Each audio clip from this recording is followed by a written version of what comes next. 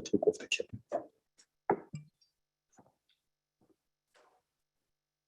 Thank you very much, members of the media. We know that we have kept you since 7:30. We needed to just make sure that we finalize and get everything going before the Secretary General comes and reads out the statement. The officials met today with former President Jacob Zuma. The Secretary General is going to come and read out the statement detailing the outcomes of the engagement that was held by our national officials today. Over to you, Secretary General.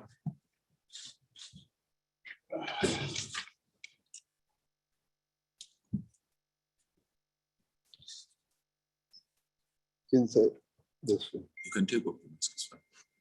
Okay, sorry for our apologies and apologies to our viewers. Our statement is it's not a long statement. I just want to report that we held our meeting with former President of the Republic, Comrade Jacob Zuma. So I've seen the media saying Zuma snaps the ANC.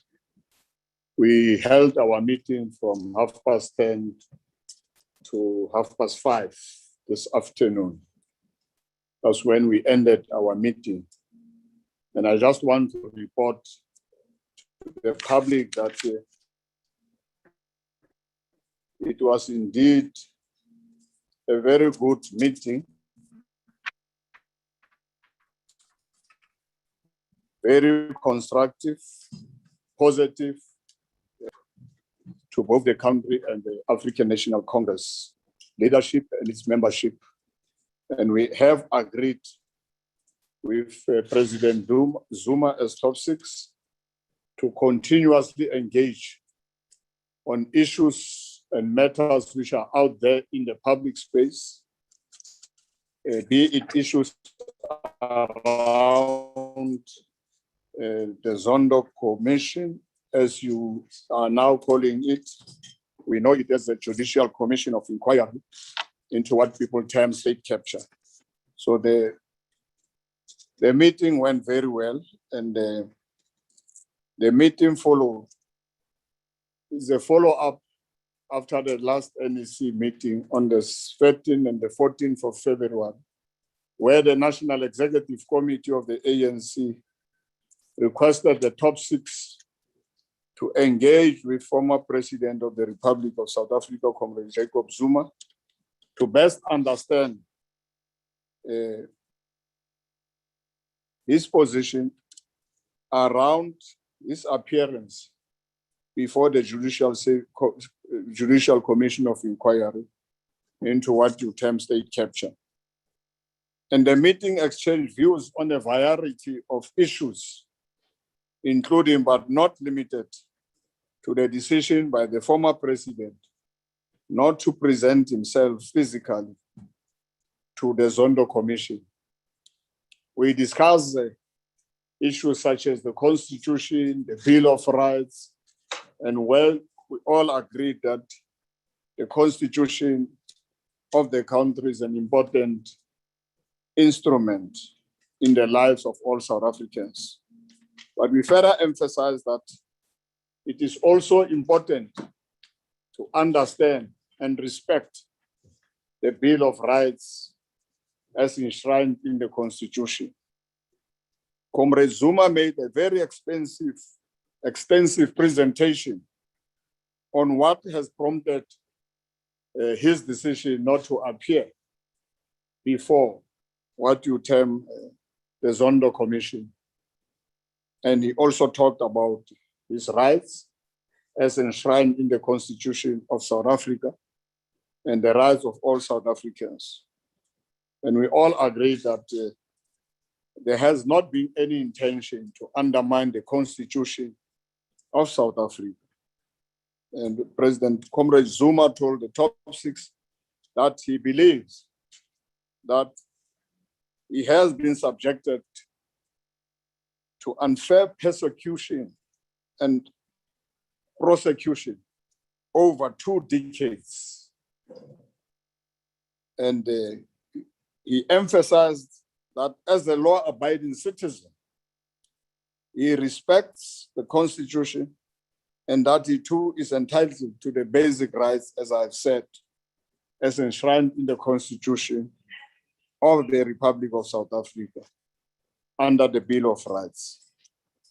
And the top 6 agreed that we have heard President Zuma, we have engaged, we all were very happy about the engagement, the discussions, and all of us are saying we need to ensure that we build the unity of South Africans, the unity of our structures.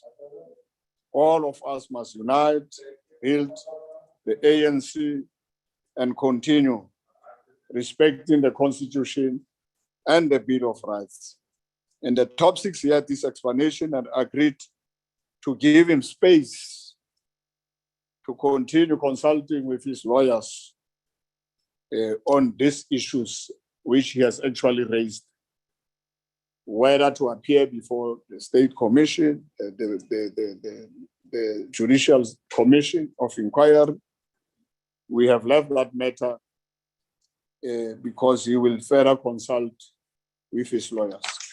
So in short, we can say and report, as I've said, this was one of the best ever held meeting, positive, constructive, and we ended on a note to continuously and further hold discussions on a range of issues and matters of importance to the country, to the ANC, because we are at one that indeed the Constitution is important, the Bill of Rights, individuals' rights, and all of us must ensure that we respect such things.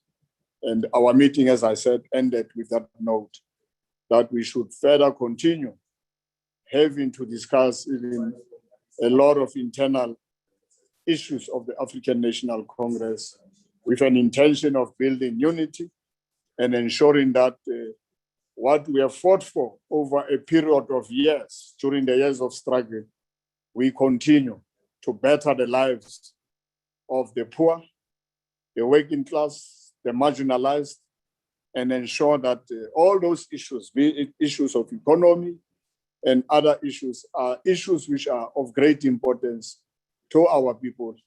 And we further agreed that we should continue encouraging our people to respect the regulations, to continue wearing masks and continue washing their hands and doing social distance. So because COVID, we agreed, is still there. The fact that we are at level 1, we must still continue observing the regulations. Those who go to funerals, those who go to meetings, let's listen to what the government of South Africa has actually outlined in terms of the regulations in terms of COVID. So I just want to thank you for this short press briefing, because we did not want to keep quiet as if the meeting was a secret. Indeed, we're supposed to be meeting here today at Luthuli, and due to other logistical arrangements and hiccups and glitches, we finally agreed that we will meet on Zoom. Some of the comrades were already here, Comrade Mantashe, Comrade TG in the morning, but I had to communicate with them to say, because of some technical glitches, logistical glitches, let's meet on Zoom. And we had a very wonderful session. Thank you very much.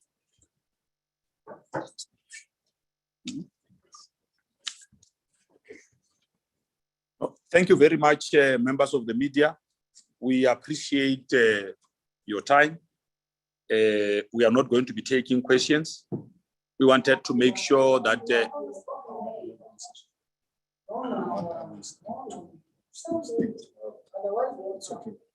no, but guys, no,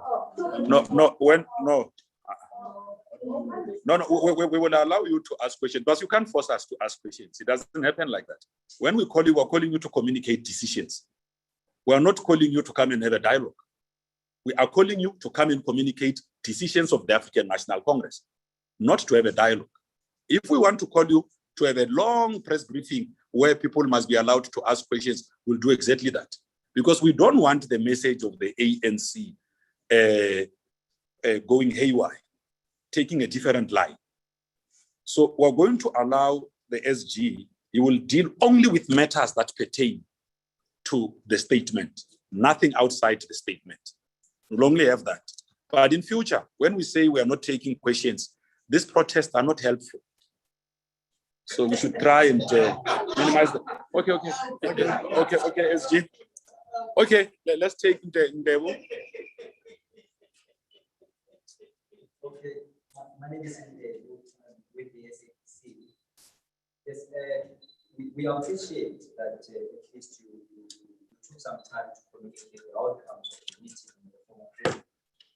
But maybe for a lack of a better way, so can we say there is nothing really tangible that came out of the meeting? Because we were hoping that the meeting would sort of either convince former President Zuma to cooperate with the State Capture Commission, as he said, it's not going to cooperate with the commission. And to then again respect the constitutional code when it compared him, or when it asked him to adhere or to adhere to the soundness of the commission. But it seems even now, it's like there is nothing really. He still has to go and consult with his lawyers. So we can say that there is basically nothing that came out of that meeting. Or the top 6 officials have failed, they failed to convince him to respect the Constitution, the Constitutional Court, and even the Commission.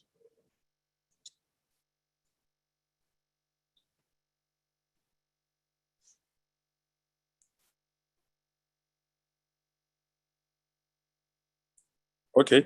Can we? We're covered. No, I was game 2. So when we finish, we are done. Yes, some essentially, the former president is still sticking to his guns that he will not go to the State Capture Commission if the Deputy Chief Justice and Zondo doesn't recuse himself as the chairperson of the commission, or say he's not going until the case that is constituted at the High Court properly ventilated and there's a verdict on the Chief Justice ruling that will not recuse himself. Where does the former president stick with those two candidates when he says he's still receiving legal counsel and knowing that he missed the deadline this afternoon at 4 o'clock to file responding affidavits on the case that was instituted at the Home Court that he must be incarcerated for basically going against the Constitutional Court order, which is the Apex Court in the land. And what did the ANC top 6 say to him about basically going against the Apex Court in the land and disregarding the Constitution of the Republic of South Africa? You will appreciate that we don't speak on behalf of former President Jacob Zuma. We are simply giving you feedback on the meeting that was held. So some of the issues, you may want to really be taking them up either with the legal team or with the former president himself. So we should be careful not to get the ANC into a space that is not ours. Yes, anybody. I just want to find out from you, do you support former President Jacob Zuma's decision? Since he's only saying that he's still consulting with his legal team, do you accept that decision, even though he has said that he will define, of course, where are you as the top 6 in that position? Do you support it? Do you accept his decision, which he has taken?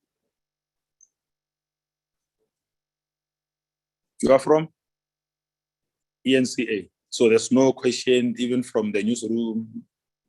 No one. You are okay. No, that's fine, SG. I wanted to make sure because we're not going to be opening, trying to make sure that we stick to the decisions of the meeting. Yeah. No, I'm happy we allowed the media to pose questions. It's important for us to account. And to some I think all the questions almost one. Indeed. Okay, SGB, before you start, there are also just two questions that came from the platform. The one question they say, why does the top six decide to give former state president space to consult with his legal representative when he has been doing that and had all the time to exercise his legal rights as enshrined in the Constitution of the Republic of South Africa? What is another question? That is from who? So that is from Timothy Maleka. And then what is the other? What was the other question? Okay, that's the only one. Well, something tangible came out of these discussions. What is tangible is that we are at one in terms of the respect for the rule of law, the respect for the Constitution, the respect for the Bill of Rights, the respect for the rights of individuals as enshrined in the Constitution. So, differing with judges, we have always said it does not actually necessarily say you are disrespecting the judiciary. And people have been critical of judges. It's not the first time. And this has always been happened with respect. And therefore, we have confined ourselves to respect for the Constitution, the Bill of Rights, individual rights. And this is what Comrade President Zuma and all of us have agreed. These are the things which are fundamental to our democracy, and that's what we have fought for.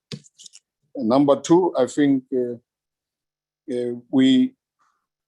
decision to decide when you are charged, the decision is the decision of a person who is actually the accused.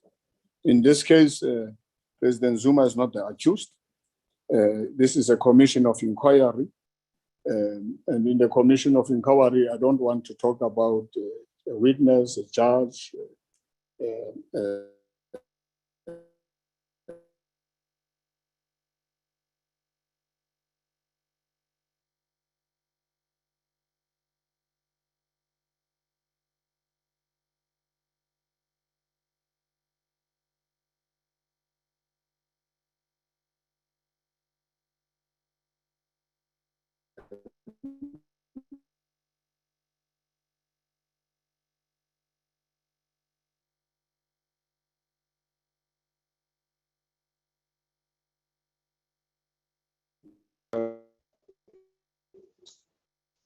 as the top six, we have engaged. We put President Zuma put his own views. We engaged around all the views because there were views which were actually engaged, different, divergent, and we all agreed that let's respect the right of Comrade Zuma also.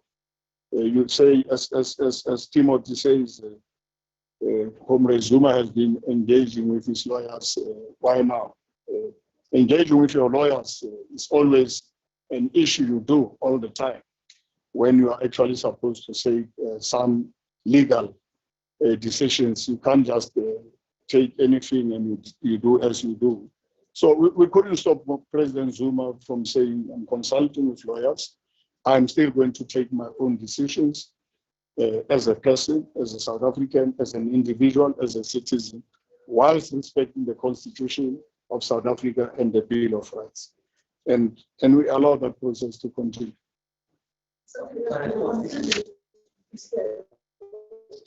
Yeah. If the former president says that, okay, I'm paying you this for 6 conditions, and then decided to take a decision that I will then appear before the state or remember, President Zuma has not refused to appear before the commission of inquiry led by Judge Zondo. President Zuma has actually had issues, not with the commission, but with the judge. And that's why you have raised it yourself, Samkelo, that he went to the High Court. And that's the legal process. So he went to the High Court. He was actually awaiting the decisions of the High Court. So let's respect those processes. Those are legal processes, and they are processes and rights of individuals in terms of the Constitution of South Africa. No, Deb. We have given you space to ask questions. We have agreed. Okay, that's fine. I thought we had consensus on how we're going to move. I gave you all the time. Yeah? When it comes to whether they support decision for now, where does that leave you in the top six?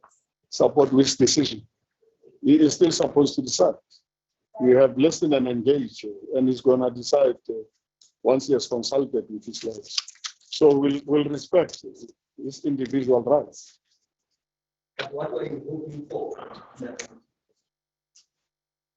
You know, internal matters of the ANC, sometimes you want us to go deep into what we have actually discussed. Some of the issues are internal organizational matters. Okay. Okay, no, thank you very much. We'll also be issuing the statement so that you can get clarity. The SG did clarify the fact that the meeting follows a decision of the last National Executive Committee that the national officials should engage with former President Jacob Zuma in the manner that they have. So it was only prudent that they come back and give feedback.